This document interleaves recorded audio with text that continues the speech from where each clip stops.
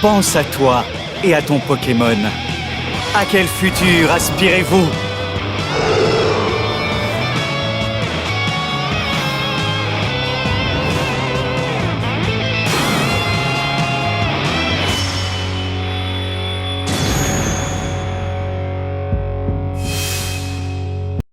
Et oui, vous l'aurez compris avec cette introduction subtile.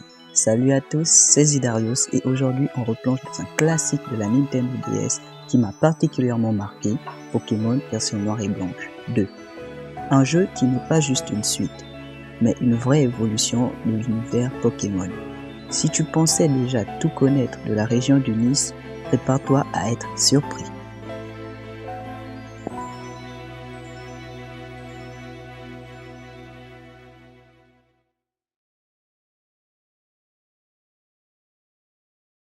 L'histoire se déroule 2 ans après les événements de Pokémon Noir et Blanc. La région du Nice a changé, de nouvelles villes, de nouveaux personnages et surtout une nouvelle menace. La Team Plasma est de retour, mais cette fois, elle est divisée. D'un côté, une faction plus calme, de l'autre, un groupe plus dangereux, dirigé par Gétis, prêt à tout pour dominer le monde. Tu incarnes un nouveau dresseur qui commence son aventure dans la ville d'Asperger. Ton objectif, devenir maître Pokémon, explorer une liste transformée et stopper les plans autour du légendaire Florel, capable de fusionner avec Reshiram ou Zekrom. Un scénario plus mature, plus dynamique et surtout plus cinématographique que jamais.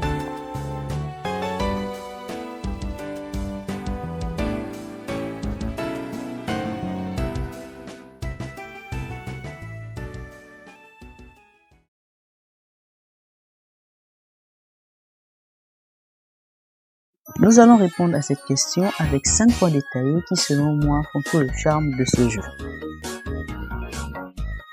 Contrairement à beaucoup de jeux Pokémon, ici on ne recommence pas à zéro. L'histoire se passe 2 ans après le premier opus. Certains personnages ont évolué, des lieux ont changé ou disparu, et tu vis les conséquences directes des événements passés. Prenons un exemple concret. La Team Plasma n'est plus la même. Elle est divisée. Certains anciens membres ont changé de vision. D'autres sont devenus plus extrêmes. Résultat, tu as une histoire plus profonde avec un vrai sentiment de continuité. Le jeu ne se limite pas à battre l'allée. Dès le début, tu peux capturer des Pokémon d'ancienne génération.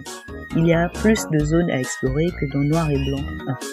Et aussi beaucoup d'activités annexes, comme le Pokéwood où tu participes littéralement à des films, et la Galerie Concorde ou Join Avenue, une rue que tu développes toi-même et qui t'aide à entraîner tes Pokémon plus facilement.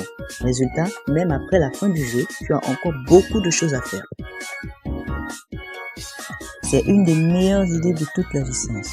Un mode où tu affrontes des champions venant d'autres régions. Chaque dresseur garde son style de combat original. Tu peux affronter des légendes comme Red ou Cynthia. Ce mode demande une stratégie et une équipe bien construite.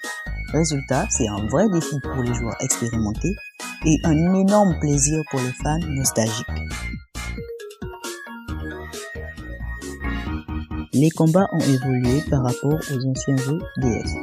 Les Pokémon sont animés en permanence, les attaques ont plus d'impact visuel et les musiques changent selon la situation.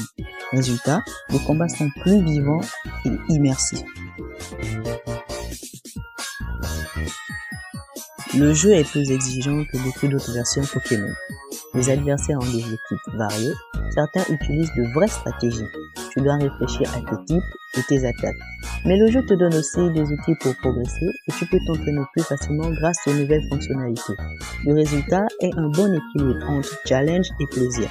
Tu progresses sans t'ennuyer.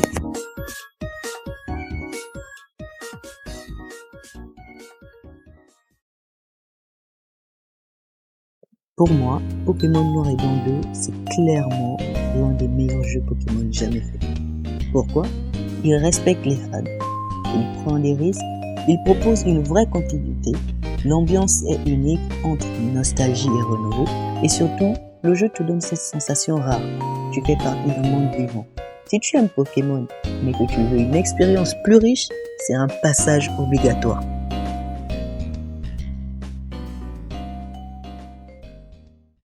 Merci à tous d'avoir regardé la vidéo.